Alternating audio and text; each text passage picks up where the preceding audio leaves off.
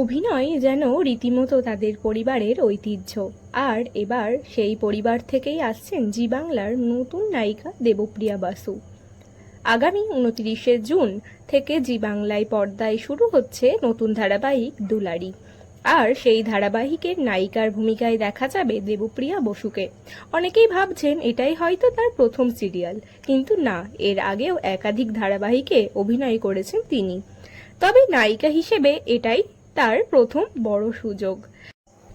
আর দেবপ্রিয়ার অভিনয়ে আসাটা খুব একটা অপ্রত্যাশিত নয়, কারণ তিনি জনপ্রিয় টেলিভিশন অভিনেত্রী দেবাদ্রিতা বসুর ছোট বোন।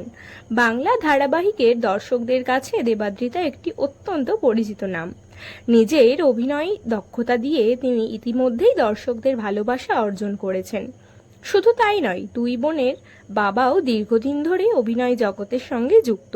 ফলে ছোটবেলা থেকেই অভিনয়, ক্যামেরা আর শুটিংয়ের পরিবেশের মধ্যেই বড় হয়ে উঠেছেন তারা।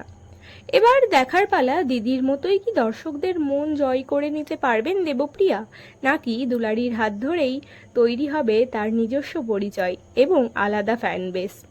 আপনাদের কি মনে হয়, নায়িকা হিসেবে দেবপ্রিয়ার এই নতুন ইনিংস কতটা সফল হবে? কমেন্টে অবশ্যই জানাবেন। আর বাংলা টেলিভিশনের সব খবর সবার আগে পেতে আমাদের চ্যানেলটি সাবস্ক্রাইব করতে ভুলবেন না।